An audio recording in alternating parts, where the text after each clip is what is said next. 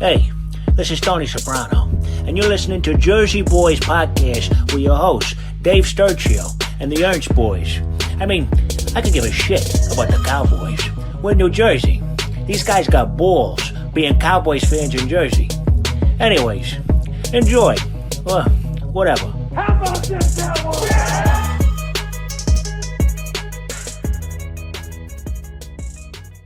Cowboys Nation, what's going on? It is another episode, an installment of the Jersey Boyz Podcast. Your host, of course, Dave Sturchio, alongside nationally known comedian Bret, Ernst, and America's fan, the Grinch, Keith Ernst, back in the building, as well as the Cowboys have fallen to 0-2 on the preseason.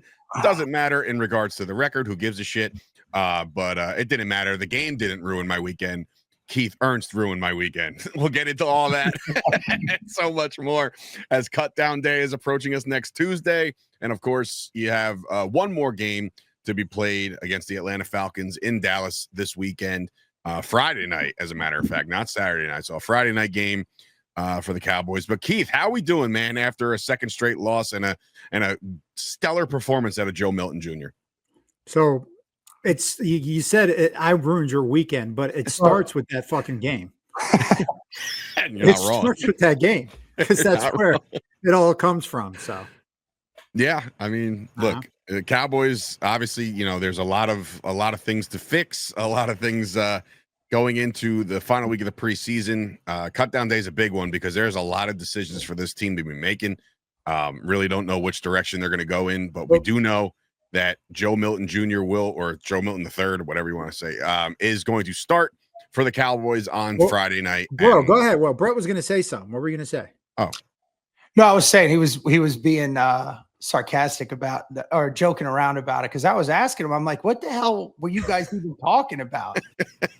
I felt like you were late to the party on that text thread. So what had happened was, go ahead. You tell your story, then I'll tell mine. All right. Go ahead. Listen, there's two sides and then there's the truth, right? No, so like I'm the truth. You're the truth, right? I'm the so here it is. Observer.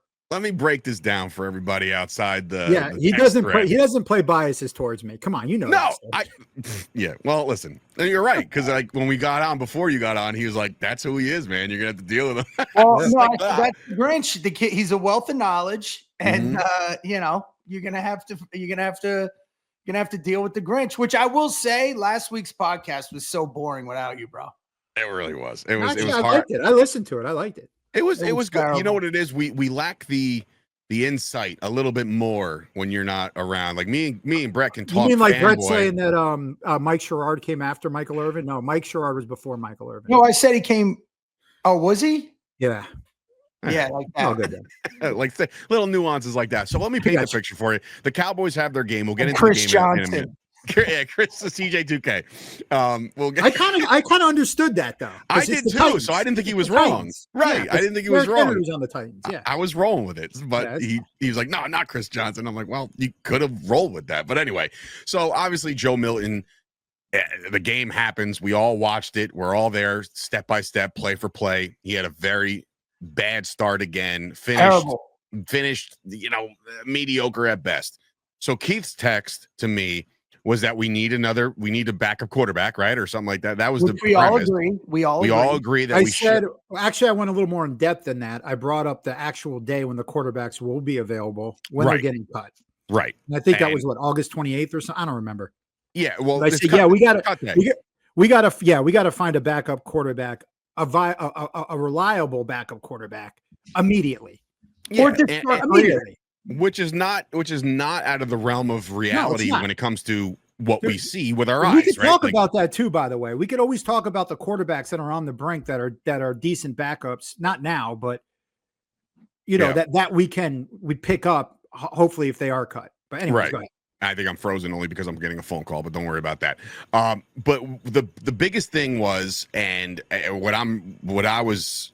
I lash back at is that we all know, as real Cowboy fans as we all are, we know that the Cowboys aren't going to do what we say to do because it makes too much sense to us. So why would they do it? So what I'm saying to you guys, and what I said to Keith was, Milton's going to be on this team. They traded for him. He's going to be on this team. So if you want to cut Greer, fine. Like I like Will Greer. I like what he can do sometimes, but he's never Like if Dak went down and Greer is the answer, like you might as well just pack it in, right? So the argument started was that you thought that he's showing a lot. He showed a lot more last year with the Patriots as a rookie than he did in the first 2 games as a Dallas Cowboy. I came back with the statistics, right? Sometimes you can go based off that. Sometimes you can't. I came back and said, well, if you look at the stats, he's got more yards already in 2 games than he had in 3 games of the preseason last year. He has more touchdowns, or he has 1 less pick. He has more picks this year, 1 fumble. The stats basically showed that it was very similar, right there, similar, right? And you also said that he had the game of his life or whatever against Buffalo at the end of the year last year, which again was detrimental to New England, but he had to show that he had something in the tank. So you're looking at it from a perspective of the Joe Milton last year is much better than the Joe Milton that we're seeing. Does that break it all down? Yeah. Like, is that? Well, to break down the preseason again, and I asked if you actually watched the games, and you said, "Did you?" And I said, "Well, no, but I did follow him." And when I said I followed him, I liked him coming out of Tennessee. SEC is one of the few conferences I like to watch. So I did want to see what he was going to do for New England.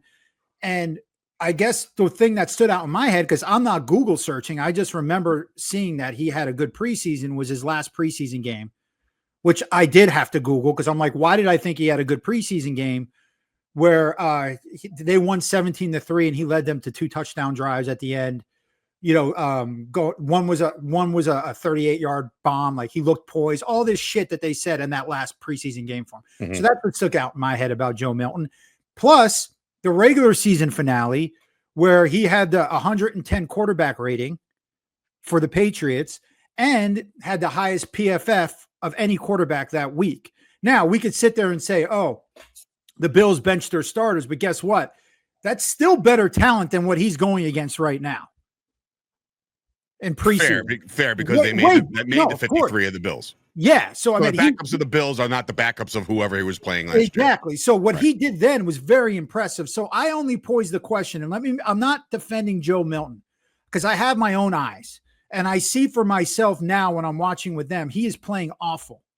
Fucking awful. There's no excuse. The only thing I said that triggered Dave, I believe, and ruined his day was, should we be looking at coaching a little bit? Not should we be looking for another coach? Should we be looking at coaching, in regards to why? Yes. Maybe that has something to do with it, only because of looking what Milton did last season. That's all. And then it went out of control. And I ruined his day. I debunked him. I thought he knows nothing about football. He called my mom a whore. It was awful. Ma, he didn't. I would never do that. Ma, I would never do that, first of all. And I'll just say, as an objective observer, it could be both. All right. But what I was seeing is Milton again missing wide open targets. So if the receivers are getting open and the right plays being called, and then Sturch is right because the Joneses will double down on this. Like, I mean, look. If Milton has an amazing game against Atlanta, Danucci, who we're playing, Atlanta. Wait, guys! I don't know if you know. Breaking news: Ben DiNucci has signed with the Falcons. Yeah, that's what I mean. He might be playing. Okay, I'm just so everybody's clear. So if he, it's going to be a shootout between. We might actually have a fucking chance. We've been playing the last 2 weeks, but.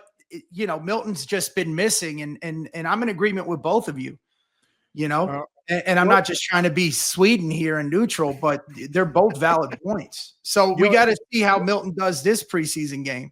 Now going back to that though, I wasn't mad at I agreed with the Milton thing that they're going to hold on to him regardless. But I also said that we could they'll cut Will. We carried 3 quarterbacks last season. We'll do it again. But I think we should keep. Why can't we do that, Milton, like we did with Trey Lance, and then get a good backup if they don't want to, if their ego is going to be hurt, I should say. Well, last year Trey Lance was that emergency 3 that they don't count as part of the 53, and that they're technically not practice squad. So yeah, you can do that, and make Joe Milton that 3rd guy. But again, in Brian Schottenheimer's press conference yesterday, he said that the reason why that Milton's going to get the start on Friday is because that's the quarterback they need to learn more about. They don't need to learn more about Will Grier. They know what Will Grier possesses. They know his skill set. They need to learn more about Joe Milton. I agree. Okay. I agree in that regard, because if it ain't going to be Dak, clearly, color me shocked, but this is what bothers me about our GM, and I don't want to say our head coach because I don't know if he has anything to do with the talent evaluation. Then why is Will Grier there? If we know what he is and he's going to get cut, then why the fuck is he there? Why don't we have another backup we brought in before the season, maybe a Nick Mullins or somebody that didn't sign yet? I mean, why are we just taking Will Grier and saying, okay, yeah, well, we know he's not going to make the team, so let's keep him? No. It may be the other way. It may be like, okay, we're going to keep Will Grier, and we got to find out if we're going to get rid of Milton and get some value for him. I don't see it. Bro. He's got to be right. No, that makes more sense, because if it's the other way, he'd be playing. And he's been on the team a long time, and he showed some promise when he was in the game. They might be like, look, Will, we're going to keep Will as a third. We need to find out if we're going to keep Milton as a second. Well, I think, if anything, if they're really looking for a true backup quarterback, then they should have brought somebody in on Sunday morning and said, you know what, you're going to practice all week. You're going to play in the game. And if you can outplay Joe Milton, then we'll have some decisions to make. Because if you're just going in there with Joe Milton as your quarterback and he's going to play 3 quarters again, or maybe the full game or whatever, like, what are you trying to get? If at the end of the Atlanta game and we're all sitting there talking, texting at 11 o'clock at night on the East Coast when the game is over, and we're like, dude, this guy is just not it. Well, then you've run out of time to find it. You know what I mean? Because if that's not your backup quarterback, then that's it. Like, you don't have another game to play. I do believe, though, you can get a quarterback that's cut, have him play behind Dak for a few 4 or 5 weeks, and then hopefully he doesn't get injured the first few weeks. Right. And he could catch on. He could.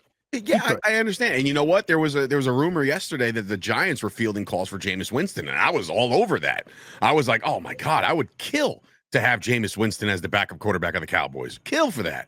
Because I think that dude can win games. We've seen him do it, right? Time and time again. And right now, he's not going to get a fair shake. It's Russell Wilson's job to lose over there in New York. And now they're talking about Jackson Dart being the 3, right? And then you got the other Paisan over there. He's doing his thing. So it's like, we're looking at this. We're looking at this backup quarterback position as the only reason why we're giving it so much press and time on the podcast is because of Dak's health over the last couple of years. That's the only reason why this is such a highly coveted position. Absolutely. Is because Dak Prescott has not been healthy. I don't want to say he's injury prone, but when's the last time he started every game in a season? I don't know.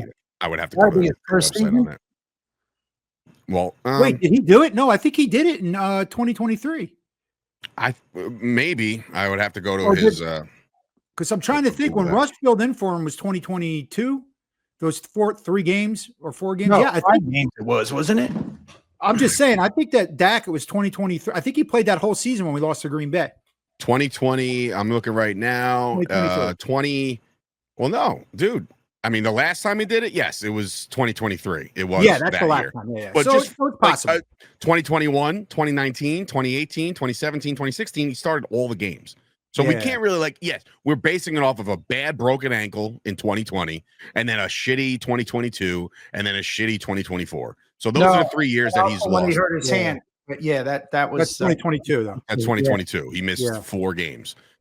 So again, we're looking at this as a debate, because if we're going with Joe Milton going forward, and what we're seeing right now is that Joe Milton just, for whatever reason, has this ability to, can he launch the ball 95 yards down the field? 100%. But the problem is he puts that same velocity on a slant route. You know what I mean? The touch isn't there for Joe Milton, and that's a big concern considering Prescott coming off the hamstring. You hear Isaiah Stanback, he's like, look, he's throwing to a fullback. He's not throwing to a receiver. So I guess, certain quarterbacks have to look at who they're throwing to. They throw softer balls to certain players. You know what I mean? Like, that's fair too. If you see someone like CeeDee Lamb, he's going to rip it. But you see Hunter Lipke coming out. You're going to want to take some. And that problem is twofold, Keith. That problem is twofold, because now we're looking at cut day next Tuesday, right? And they have one more game to show out and do whatever they possibly can do to make this team. And unfortunately, it looks like Jonathan Mingo is headed for that short-term IR to start the year. So we'll have 4 weeks to reevaluate Jonathan Mingo because of the injury. But like, how the hell are we supposed to evaluate these receivers with this quarterback play? We can't. I mean, I'll tell you right now, Cropper does not look good. No, one of the few passes that Milton looked beautiful and he dropped, which was a beauty. And that you can't. And I feel bad for the kid because it's hard. I mean, you're not getting a ball, and then finally you get one and you drop one. It's like, damn it. You know what I mean? It's like doesn't mean it sucks at all, but like you said, the evaluations that they're giving right now. You get thrown one pass, you got to catch it with this guy.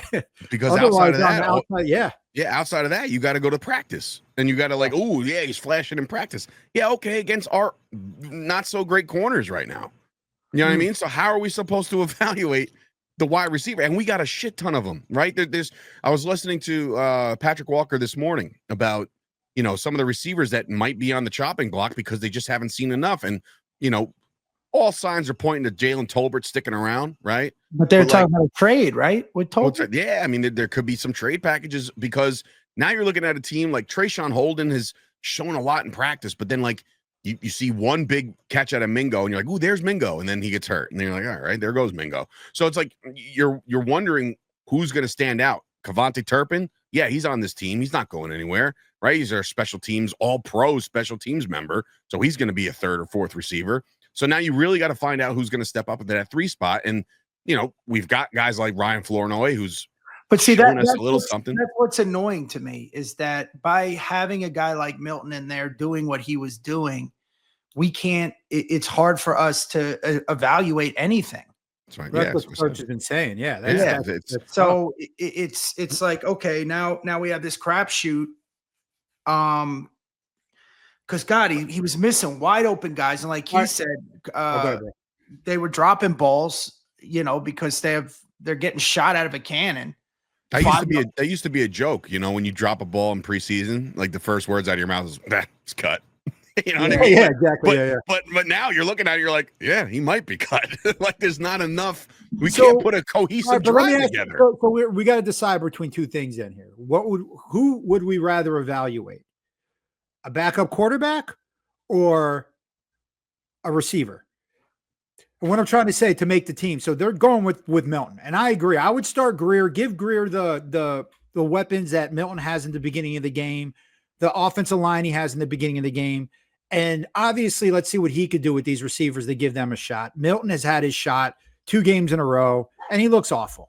And that's what it is. You know what I mean? And you could put him in the fourth quarter. Maybe he'll do better. Why don't they just switch it one game? So what's crazy though, and this, you guys have both played the game. I know on the defensive side of the ball, but what you can know, just knowing football, is that once you get going into a rhythm, you can get going into a rhythm. The problem is we haven't seen any rhythm whatsoever. No, like you see one big long ball down the sideline, you're like, "There's the Joe Milton we traded for." Yeah, and then the next play is a pick. The one play that stands out in my head in that game, right? The worst play he had, and it's not even overthrowing, it's not even was the safety. I don't know what he was doing. He had 4 seconds, 3-4 seconds, and he's just looking in one direction like he was expecting to get hit. Mm-hmm. It was weird. And then you look underneath, all those guys are open underneath. He could have just dumped it. To me was about awareness. Looking at your what do they call it? Percussions, whatever they are. Progressions. Reads, whatever, yeah. I bet there was nothing there. Nothing. So that's that right there is when I'm like, okay, you want to be off? Fine. You want to, you want someone to drop? Fine. Drop a ball. But when you can't do something like that, basic, especially after the shitty game you had the game before on your first drive, that's when I checked out. And I'll do it all the time. I've been wrong on this podcast a lot. I was the main one pushing for this guy. If you go back to receipts, I'm the one I was excited. I'm the one that said, "Oh, I think this guy has a shot." I even got my brother. I think I got my brother hyped up where he's like, "Yeah, he's going to replace Dak by the 5th game." No, I said, I'm in everybody's head. Like, dude, I'm the guy to blame. Blame me because I was completely fucking wrong. Shady McCoy. Not that he's anything of note, but like I remember his words were like, "Dak better look for a real estate agent." he might have to leave. And I'm like, yeah, you might want to fire that real estate agent because he's not going anywhere, dude. No, what I Anywhere. if Dak starts Dak in the first 5 games, and we might want to take a look at Milton if we want to save the season. No, that's what I said prior to that. I was gonna say you can't say that now. That's why I called myself. Yeah, But no, I would say for once I agree that Dak Prescott should not see the field in preseason at all. Well, he should be inside a bubble, as you said, Sturch, somewhere locked away yeah, in a Iron Man Marvel prison where no one I said, yeah, dude. Schottenheimer said it yesterday during that press conference. It's like, we're gonna have 2 really physical practices, and I'm like, no, don't do that. Like, we cannot afford to have Dak like tweak a hammy or break a finger or whatever the case. Like, until we get, dude, I'll tell you, I'll take someone like a Nick Mullins or somebody with this offense.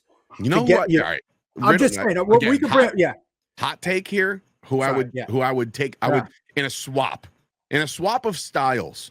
I would take Joe Milton and like a 5th or 6th or something like that. Trade him to Atlanta. Go get me Kirk Cousins. Oh, that'd be awesome, bro. I would take Kirk Cousins on this team in I a don't heartbeat. think they take Joe Milton. Exactly. Right, they've seen. What about this? You ready though? This could be a segue. Parsons. Micah Parsons, first round, and Kirk Cousins. So basically, we give them Drake we London give them and Parsons. Bijan Robinson and We give them Parsons. They give us a first round and Kirk Cousins. Well, I mean, that's kind of irrelevant because now I'm not trading Micah Parsons for our backup quarterback. You know what I mean? Like, it's just it's more for the first rounder than the backup. Yeah, I mean, but again, so speaking of said Micah Parsons, I think Cowboys Nation as a whole are very tired now. It's like they have Parsons fatigue, right? I just think that this whole thing has gotten so overblown because now you're looking at scenarios, and I beat my chest and I said Parsons' deal is going to get done yesterday, literally on August 18th, the day before the documentary drops. So there's no bad press heading into the documentary, right? It's clear as day that they don't give a shit. They don't care. They are standing on this. And here's the scenario and where we're at. The Jerry Joneses and the Stephen Joneses of the world say, you have a contract. We picked up your 5th-year option. This is your 5th year. You will play on this contract, right? They're standing on that hill. Micah Parsons is being the new age athlete saying, hey, I have to worry about mine. I have to worry about my future. I need an extension. I cannot play on this 1-year deal bullshit because what if I break my leg? I'll never play right again or something like that. I understand both sides.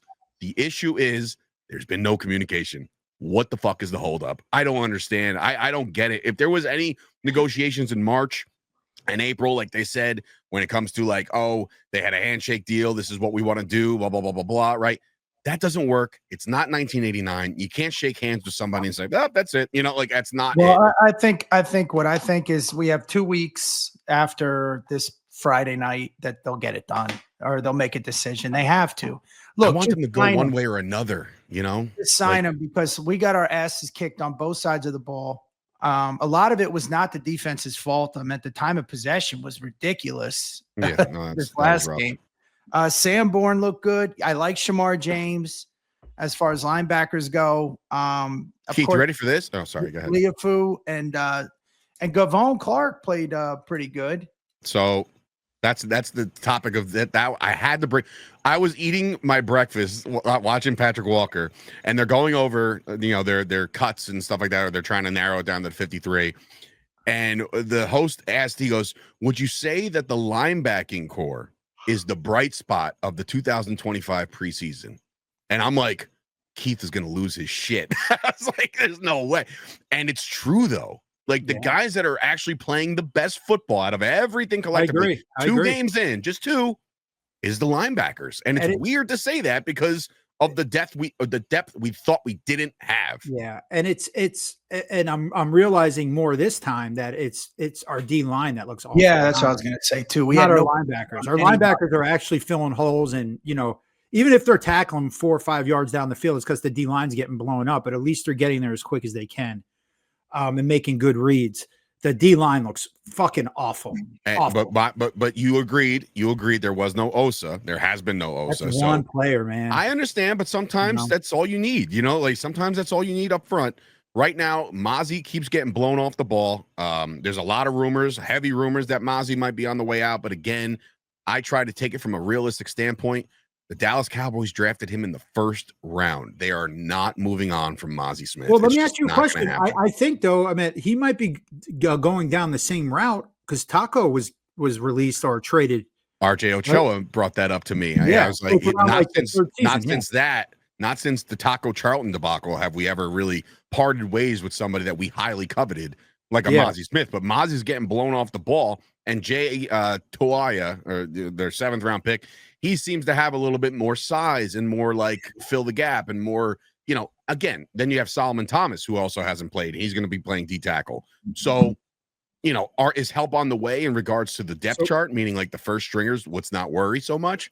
I don't know, but I am happy about the linebacker play because if you do get something, and we haven't seen Kenneth Murray, we've not seen him in the preseason, so he's pretty much a lock to be on this team.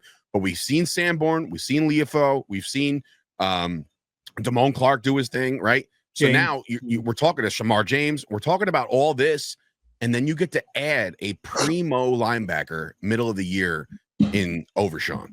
Right. So and now all of a sudden the linebackers is looking okay. And our corners are obviously, our DBs are affected by all of this. Correct. And they're hurt and they're banged up. Dude, Garrett ripped us apart. Garrett. I call him Jason Garrett. And that Cooper Rush, the other redhead. He ripped us apart, dude. Besides that interception for a touchdown, but that's on the receiver. You got to knock that down. Well, also the shout out to the pressure from the outside that made Rush throw that ball. Yeah, exactly. Yeah, that was nice. We finally blitzed off the corner and we were like, ooh, got right in his face. Getting back to Parsons though, if we should just sign him. All right, we got to have this discussion again. All right. And I know y'all want to sign him, but what do you want to sign him for? What are we going to do? I mean, I don't want him I don't think he should be the richest non-paid quarterback in the NFL. I just don't. Well, I'm just looking at the need we have for this season. And if we can get a good linebacker core, like, that has been showing promise, and we put him on the edge, but it'll make a difference and help us. But is he that good though? Here I go. I'm just saying, is he really that good? Troy Aikman. Let me answer this real quick. If we would have made a move early, traded for him, there's not a lot for him right now if we were to trade him. That's my thing. The value in trading him would happen after the season. Because then who has a high draft pick, who has all these picks. Because if you're trading him to I don't know, arbitrarily just say Kansas City and they're the 30th overall pick, then they really don't need that fucking pick. You know what I mean? Or to the Falcons for Kirk Cousins. Falcons for Kirk Cousins. I like that one. Joe, listen, Troy Aikman went on record last night because they asked about the leverage and how this was all going to play out. Aikman thinks something's going to get done, but he says the leverage that Micah Parsons has is that they're not going to be very good without him. Right. Like that's the leverage that he has right now. Monetarily, money-wise, and contract-wise, we got the leverage. We can tag him for 2 years if we want. He wants to sit out for 3 fucking years, then have a fucking ball, dude. I don't know what to tell you. But Aikman's saying the leverage that Micah has right now is that the Dallas Cowboys defense will be far worse without Micah Parsons on the field. See, and I flipped that. I don't think it's far worse. I'm not going to say they're going to be better, but I don't know. Now, I just want to remind everyone that's listening, okay? Mm-hmm. Let's talk about Micah Parsons real quick. And I'm going to go all the way back to the 2023 season, okay? And I bring this up a lot, but it means a lot to me, and I'm sorry, because Micah is in his prime in 2023. Packer playoff game. Micah Parsons was on the field for the first 7 drives against the Packers, okay? Mm-hmm. 6 touchdowns they scored on us. 6 out of 7 drives. Micah Parsons is on the field. This guy that's going to be the game breaker, the guy that's going to be the changer, all this stuff we're talking about, that's going to take all of this money. Okay, fine. All right, let's just chalk it up to a bad game, even though it's the fucking playoffs and it's a division. We had the easiest path to the goddamn Super Bowl, but we'll just say it's a bad game. What happened? Who was our next home game after that? Do you guys remember the next season? Playoff wise? No, not playoffs. The next season was the Saints. You're about to 2024. Oh, Saints, the Ravens, all that shit. Yeah. Yeah. Okay. Well, I'm just saying the very first home game and all the hoopla, I'm hoopla, by the way, leading up to that was, Micah Parsons said it. DeMarcus Lawrence said it. Who's gone? Oh, we haven't forgot about the Packer game and what they did to us. Our defense, we owe this to our home crowd. We owe it to this. Guess what? First 7 drives against the Saints. Actually, I'm sorry. First 6 drives against the Saints. Touchdown. Saints get a touchdown. Saints get a touchdown. 1 touchdown, 2 touchdown, 3 touchdown, 4 touchdown, 5 touchdown, 6 touchdowns in a fucking row with Micah Parsons on the field. You know what burns me more? What burns me more about the Saints is that they turned out to be shit. Yeah, exactly. That's a good call. But guess what? We had the Ravens coming to town the next week. Micah Parsons, we're stopping the run. He was going to be the key to stop Lamar Jackson and Derrick Henry on that read option. He was the key because he's quick, he's fast, he's all that. 4 touchdowns they scored, okay, out of their first 6 drives. The Ravens ran for 245 fucking yards. Listen to me. This is not the guy. You make the highest paid non-quarterback in the NFL. I don't care. Do I want him? Yes. But do I think he should get buku money? I'm buku, by the way. I do not. I don't. Well, that's the conundrum here, though, is that right now for this season, we need him.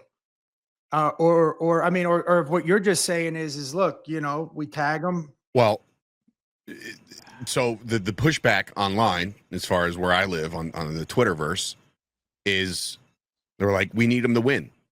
And a lot of people are saying, okay, well, we've had him.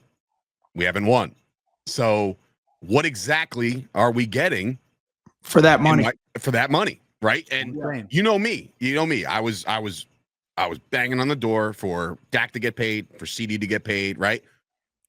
I am a little indifferent about Micah Parsons right now because I like that. Good. And it's weird for me to say that because maybe I'm getting older, maybe I'm just getting pissed off more, like maybe it's just like I'm so fucking tired of these guys making all this crazy money. Just remember this. Like in football, if you play 17 games and you have 9 sacks for the year, 10 sacks for the year, that's considered a really good season for you. That's crazy to me. That's a sack every other game. Yeah. It's like, so what exactly are we? Look, I love Micah Parsons. I think the dude is a baller. I think he's got a phenomenal skill set. I really do. Coming off the edge, he can. And again, I said this a lot about DeMarcus Lawrence. I said, stop worrying about the goddamn stat sheet and worry about what he can do and what he makes other offenses do. They might have to run away from him, right? They might have to roll the pocket a different way because DeMarcus Lawrence is over there, or maybe DeMarcus Lawrence could stop the run. So offenses definitely may have to make adjustments when 11 is opposing them, right? You see 11, you call him out. He's right there. We got to go this way, right? They held the fuck out of him all year. Well, that too, and that's been a trending thing around the league. But what I'm saying is, he's not out there sacking the quarterback 25 times a year. He's not out we missed a lot. We sucked last year regardless, right? Like regardless, we had no Dak. Parsons went out for a little while too. And that's the problem. That's where I think the Joneses are held up. They're like, wait, dude, we're gonna negotiate. We're gonna talk, but you still got one more year. And can you just stay on the fucking field for a year, and show us and, prove your work. A lot of these guys, they have these crazy good years from time to time, and then they capitalize off of that, and the market value dictates how much these guys are going to get paid. So, Keith, when you say you don't think he deserves top linebacker money or edge rusher money, non-quarterback, be the highest paid guy, right? Which all signs are pointing to that's what he's going to get. And for me, the only reason why he's going to get that is because it's just that time of the month or it's that time of the year and he's up next. Just like I talked about with Dak, just like I talked about with CD, you're going to get that kind of money. Who are we to say who deserves what, right? Like he's going to get his. But is it worth that money? That's what we're saying. I would say this. Well, I would go even further. Why should he be that guy up? That's my question. Well, I just rattled off so much, what happened when he was on the field. Why should he be that guy you're speaking of? I get it. If it's a Bosa or somebody maybe that has won playoff games, that shows up in playoff games, that shit like that did never happen to Bosa. So why did Myles Garrett get the deal? Well, their defense has been fantastic. Have they won? They haven't won, but their defense has been great. Why did Max Crosby get a massive deal? Well, how about this? I'll even take it a step further. You're asking me now, Myles Garrett, you go find a game where they scored 17 touchdowns out of 20 drives when Myles Garrett was on the field. That is an anomaly. Yes, you're absolutely right. Like, and you do the same for Crosby too. The point though is that, look, the consistency is just not there, and he shows up in games that against weaker teams. But Myles Garrett is consistent in almost every game, man. I mean, but I get, see, I was just, he picked apart when I said winning playoff games, but not even winning playoff. I'm just saying there was in so general. much more to that too. But when you get when you're looking at the defensive performance, it's just awful. That's just, well, look, I'm just looking at stats right now, and every year we've had Micah Parsons, his sacks were 13 and a half, 14 and 12, and 12 sacks. He missed 4 games and he still had 12 sacks. So make no mistake about it. Micah Parsons is very, very good. Oh, he's good. But now we're pigeonholed because he's not an LT or a Ray yet. Lewis. I mean, 4 years in, this is his 5th year option. But LT was LT by his 2nd year, maybe even his 1st year. Really? Yeah, crazy. Yeah. I mean, but those I wouldn't even look at stats on that, man. I know you're about to look at stats. I am. It's the 80s. It's a different time. Everything's I know. But those guys weren't making. Yeah, 9.5 as a rookie. But I'm saying you're not making. They also ran. Look how many times the team ran. He had 20 and a half sacks in 1986. Holy shit! All right, LT was a freak. I get it. All right, but what I'm saying is you're. That's part of the whole problem. It's almost like you're in purgatory with him. We need him this year. Goes with everybody, though. But right? We need him this year. I think with the young defense, the new head coach. And LT was not the second. He wasn't the paid non-quarterback. Those guys, Well, that's the amount of money that Micah's looking at is it's generational wealth. I'm not mad at that. I'm not mad at how much the younger play, because even the third stringers making more than those guys did. What I'm saying is that everything's relative, right? So when you were looking at those types of pays, what they were making, Micah would be the highest paid non-quarterback in the NFL. That's insane. What does that do for us as far as, if we can afford them, just sign them. Well, that's the thing. Here's the thing. And I'll be blunt and honest. They can afford him. They can. It's not going to it's not going to hamstring him. It's not going to put him back. It's not going to put him in the red. There's ways we could handle this and structure it in a way where they can make his 2025 cap number less than fucking a kicker, right? As long as he's got his guaranteed money and he's going to kick the can down the road and be here for the next 5 years. However you want to structure it, there is no shortage of cash flow in Dallas. There's not. We have $33 million in space right now without making a move, right? So you want to give him, 30 this year and then leave us with 3 for the rest of the year? Go nuts, and then make it 40 and 45. And look, all I know is the contract's going to be the contract. We don't have to worry about that. It's not our money. We don't really care about that. But what I'm saying is, all the stuff, all the circus that's ensued with all this shit, is that worth all of this? We haven't won shit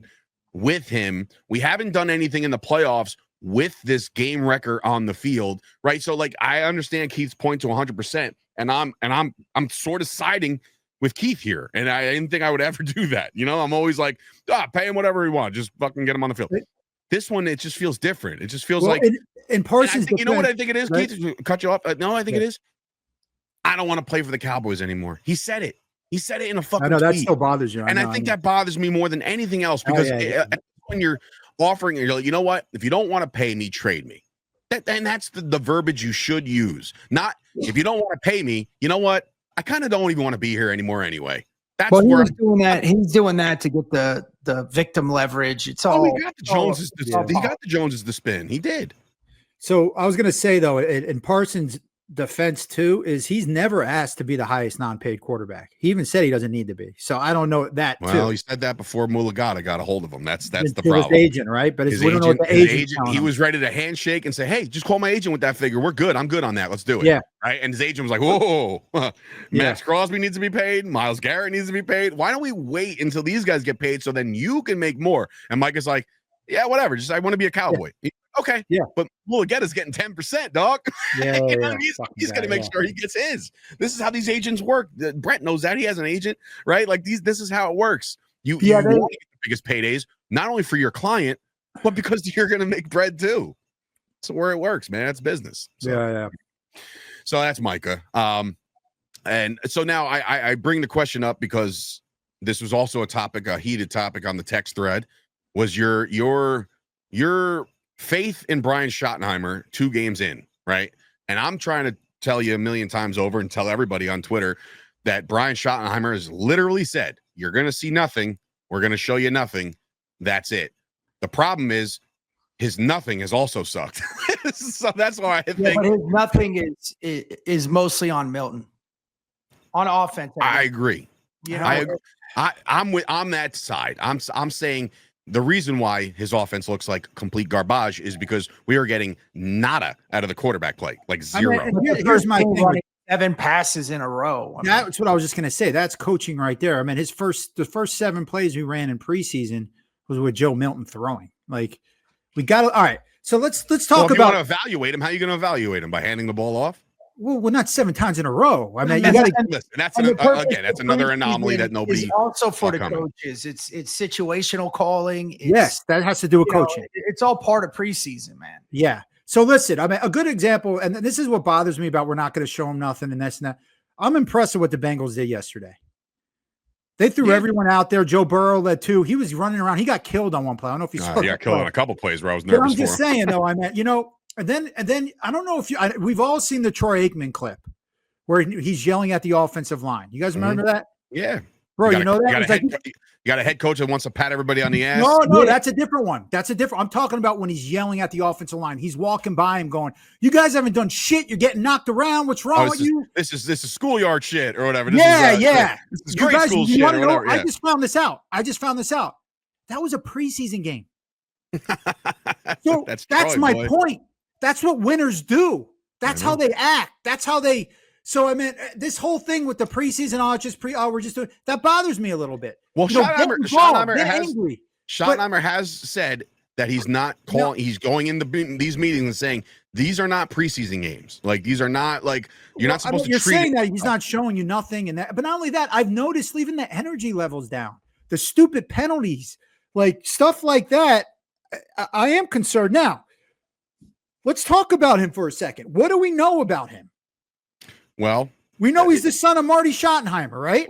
Correct. And this is where the DLLS, those guys, Jesse Holly, which we'll have Holly on, I think, next week to preview the season. But I think it was, I forget his name. I'm drawing a blank right now. But he said, he's like, your head coach is somebody that no other NFL team considered him an X's and O's genius to bring him in. And nobody else considered him as a head coach except for Jerry Jones because he got along with him. See, so that's my issue. But now if we go down that road again, where it's Mike McCarthy and Jason Garrett and all this other shit, and Wade Phillips.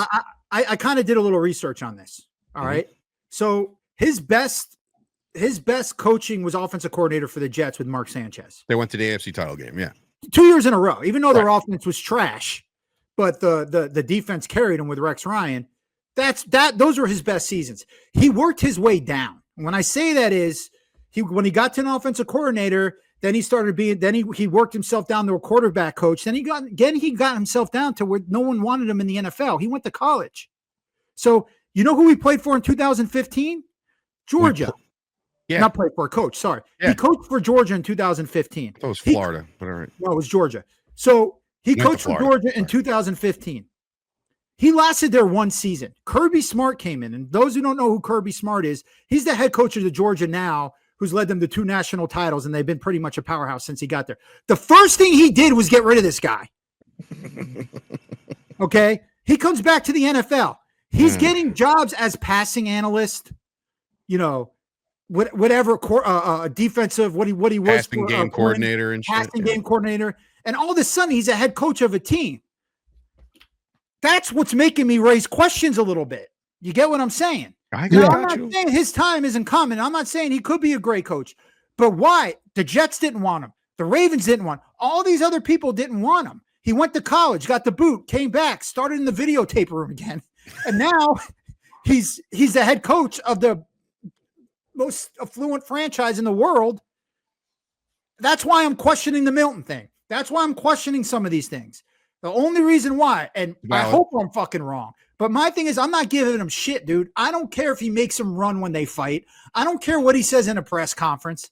I need to see it during the season while the season's going on, and I'll give you my evaluation of this guy at the end of the season. Right now, there's no evaluation. I'm not jumping on board. I'm not doing anything. The only thing I like is that he doesn't hold on to his challenge flags. Right. They're like, wow, Brian Schottenheimer fired that thing 25 yards down the field, former quarterback. I'm like, who gives a shit? Listen, everything you just said was absolutely valid, right? And I've seen. And there's never been a first-year head coach to go to. Yeah, well, I'm not worried about that. It's going to happen eventually. You would Well, hope we it's know us. it ain't happening. It ain't happening. You would hope it's us, but it probably won't be. Yeah. I'm thoroughly waiting for them to rip my fucking heart out in January again. But if that. But what I will say is I agree with you, right, when it comes to your questions and your red flags about Brian Schottenheimer, right? Why wouldn't anybody else want him at this point, right? Why isn't anybody banging on the door? Oh, he's the boy wonder. He's this guy. He's Sean McVay. He's an offensive guru. Like it's apparent that he has lasted in the league this long. He's coached under his father, right? Like that's how long and he goes back. Yeah. And the experience factor, and I think what it is it's a new flavor for the Cowboys. It's not Mike McCarthy. And I'm not saying McCarthy was bad. We had those 3 years in a row, 12-5, right? We're rocking and rolling. We just can't deliver when it means something. But before that, we had mediocrity with Jason Garrett, a couple of years where we said, you know what? Shit, we could have won the fucking Super Bowl in 2014 or 15, right? Like those are some built rosters. That's not all Jason Garrett. It's all, it's the GM, it's the scouting team, it's all that shit. So when I'm looking at Brian Schottenheimer now is I don't know why, but I just feel like he's not the yes man that McCarthy and Garrett are. I could be completely wrong. And I'm not saying that he's going to come out here like a gangbuster and just completely blow the doors off some teams with this offensive guru. You're just saying you don't think he's a yes man. I just don't think he's a pushover like the previous two coaches. McCarthy was a yes man? I do, because you know what? Really? Remember, when McCarthy got fired out of Green Bay, right? He took a year off. Nobody was asking for Mike McCarthy. The Cowboys did. The Cowboys, like Jerry Jones, like, I can get along with him. He seems nice. Like he interviewed for the job. He interviewed for the fucking job. You could say the same thing about Parcells, though. Parcells was out of the league, and then he wasn't coaching when he came back to the Cowboys. But Parcells was one of the greatest coaches maybe ever. No, I'm just saying now. But I meant, that's why you bring in him. McCarthy, yeah. But I'm just saying, no. I meant Parcells. I'm not. Parcells was not a yes man. I think there's something to it. And maybe I'm just, again, I could be looking too far into this, but maybe there's something to the fact that like McCarthy won a Super Bowl in 2011 in Dallas, right? Like with the Packers. I feel like there was too much of like, I've done this before, guys. I know what I'm doing. And you know what I mean? Like, and now you have a Brian Schottenheimer who hasn't won dick ever as a head coach. He's never been a head coach. I'm kind of giving him the benefit of the doubt. I'm not saying he's going to be out there and we're going to go 17-0. Well, we have to. Yeah, we don't have a choice. Well, that's true. I mean, there is no benefit of the doubt. It's just doubt. Yeah, I mean, we are in mid-season form here, folks. I just want to let everybody know. I doubt. I am doubting more than I am. Yeah, same. Benefiting. I don't think. I think doubt. I think doubt's the wrong word. I think doubt's the wrong word. Now, look, I think it's. I mean, in Shotty's defense, he doesn't have his full roster. He doesn't even like when I call him Shoddy. I know. I always put it in parentheses. Putting in quotes like Shoddy. Okay, yeah, quotes. He doesn't have his full roster. He doesn't have. He's got a guy that's he was banking on having that's not signed. He's got. all of his weapons now on IR. Right? I mean, on injured, not coming back to week 7. So we're asking a lot of him too. You know what I mean? Yeah, I mean, it's gonna be interesting. So really sorry, Sturch. Really quick, Brett. Without looking it up, what was our record last year? We sucked last year. What was our record? 9 and whatever. Did we have 9 wins? No. Wow. You were being too grace. 7 wins. 7 wins. But that's what's funny is like I when I looked, I saw we were 7 and 10. I'm like, for some reason, I thought we were worse. I don't know why. You know why? Because we won 7 games. You know what the problem was? And this is not a problem to me because how we felt last year. We were winning a lot of games that didn't really fucking matter last year. Like towards the back end, we're like, if we could just win this one and the fucking skate. You know what game gets to me out of all of them? The New Orleans game to me was no. The one that gets to me. The one that gets to me the most is the Bengals game, dude. I just said the Bengals. Yeah, the Bengals were really hurt. That could have propelled us to a win streak to maybe get in the playoffs. No. Game. I'm not saying what hurt us. There was a lot of games that hurt us. That when I watched that New Orleans game, and that was the indicator that it was going to be a long season. Because what we saw against against Cleveland in the opener, defense was flying, but our offense couldn't move the damn chains. And then we went against the Saints, and you saw our defense was just getting scored at will. And then I'm like, well, maybe New Orleans is such a great team that they're going to be awesome. And then they were dog shit. And our offense couldn't move the damn. I would give you 100 guesses for $100,000, Brett, without Googling who is starting quarterback for the New Orleans Saints this year. I know. No, there's not a lot of people know. It's got to be him now. It's got to be him. I'm just telling you. Was it the Giants quarterback? No. I don't know. They haven't said it yet, but I think it's going to be Tyler Howe, whatever that. It's going to be Blau or Blow or whatever the fuck his name is. Oh, you know what they said? Kellen Moore is actually the best quarterback on the team right now. How funny is that? But he's still young. He's going to pull a Roger Dorn. He's like, at 9:26 a.m., I've activated myself.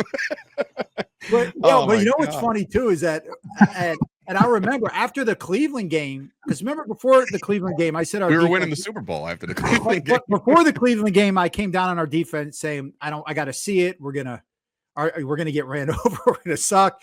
And then I had to come and publicly apologize after week 1 because I was like, I was wrong. They're good. Because in our mind, we thought the Browns though were going to be great. I'm week 2, Keith. Like, I was wrong. They're going to be good. But my call is how good we thought the Browns were going to be. And they fucking Every team. Listen, no. To their credit, the Ravens had a fucking fantastic year. So, they beat the shit out of us, and we deserved every ounce of that. Yeah. But the other teams, that's the one. Those are the ones that grind us a little bit. Where it's like, you know what, that team stunk, and there's no reason why we should have lost. After that, when I was watching that Saints game, I know you guys came on me for that, but. Came at me, not came on me. Pause.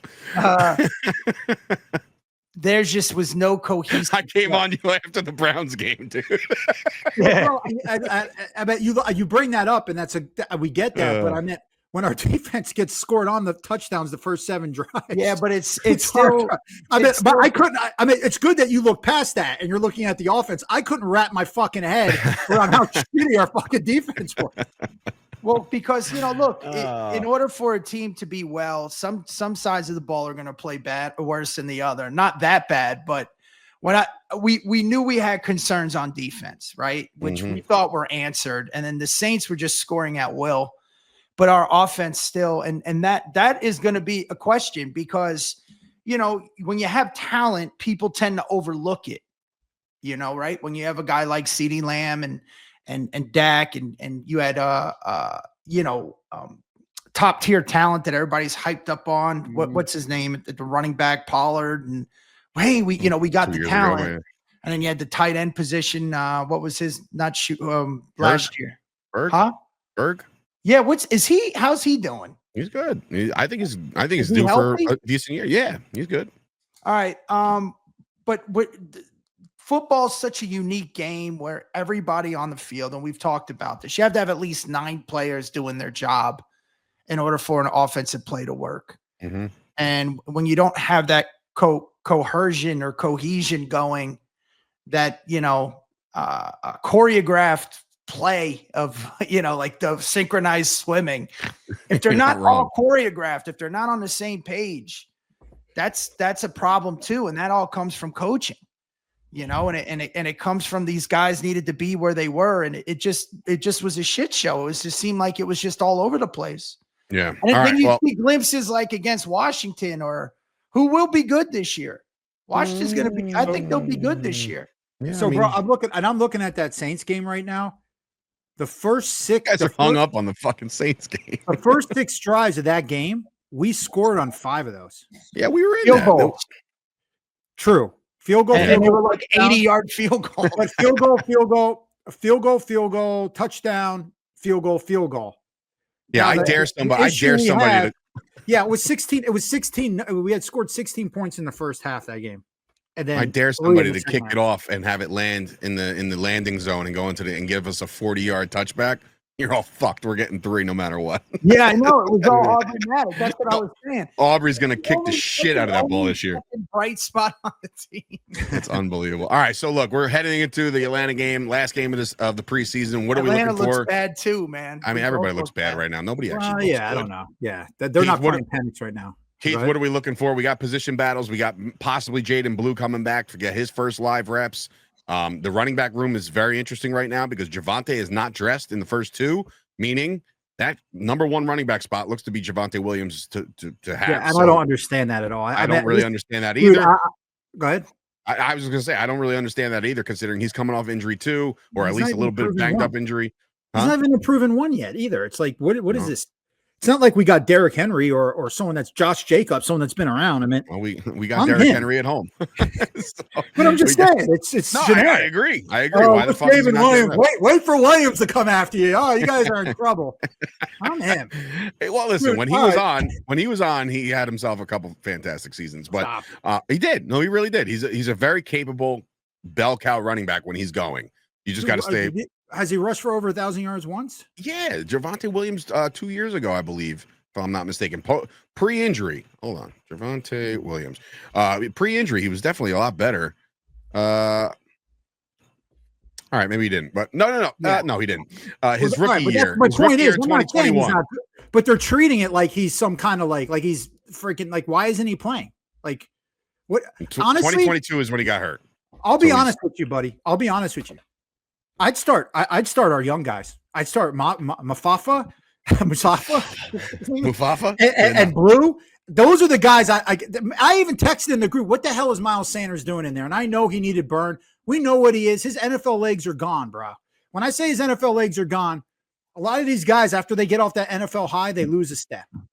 Some of them, yeah, exactly. Zeke's one of them. Some of them don't, like Saquon and Derrick Henry, but most of them do. Miles Sanders is in that. I don't care how jacked he is now. I don't care what he looks like. Get him out. Get those young legs in there. If you want to see I agree. I want to run the football on Friday. I want to run. That's what I want. I don't want Williams. I don't want Sanders. Those are the guys I want. I want the young running backs to play. Now, what about Malik? Look good. Like he was running. But think about that. Why is that? And someone brought that. You guys kind of brought it up on the last show, but you really didn't nail it. He did it because he's playing for a job. Like, yeah. Like, what do you if he gets a contract, is he running like that in week 5 after he's been hit 50 times? Fair. That's what you got to look at. You know what I'm saying? Things like that. Whereas these young guys, they're on rookie contracts. They still got fresh legs. They're still on that NFL. Holy shit! I've been dreaming this my whole life. Man, I'm on Sunday night next week. I can't wait to be on Sunday night. I'm gonna fucking run over the Eagles, like shit like that. You know what I mean? Yeah. So I would say. That's going to be the headline. That's going to be the headline on Friday morning after we beat the Eagles, is that the Eagles are feeling blue. And it's because Jaden Blue rushed for $160. Like that? This is all I got to say. Hang your fucking banner, Eagles fans. Hang your fucking banner. We're coming for your throats. It's over. They did that shit on purpose. Of course they did. Because they're smart. Bullshit. Giants. Prime example. Yeah, that's a different team. You know who scored fucking 3 touchdowns? That Kevin Ogletree. Yeah. So I was gonna say that my evaluation of this game is one thing. DiNucci, you think he's gonna? Let's say he plays a lot. Milton plays. Take the under. Yeah.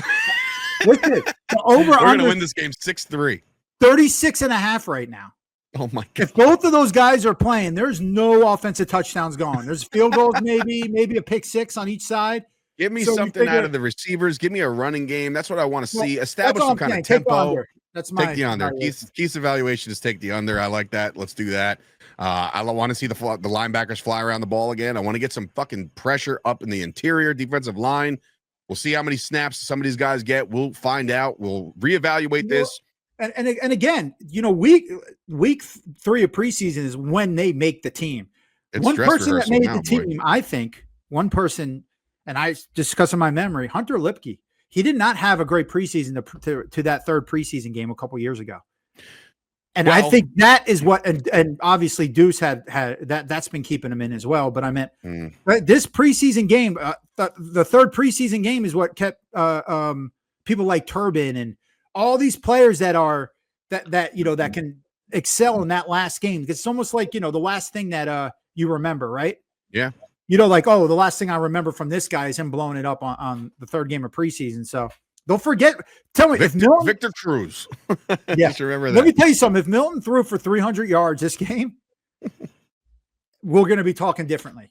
Even all right, let's just say he throws for over 50 yards. We'll start there.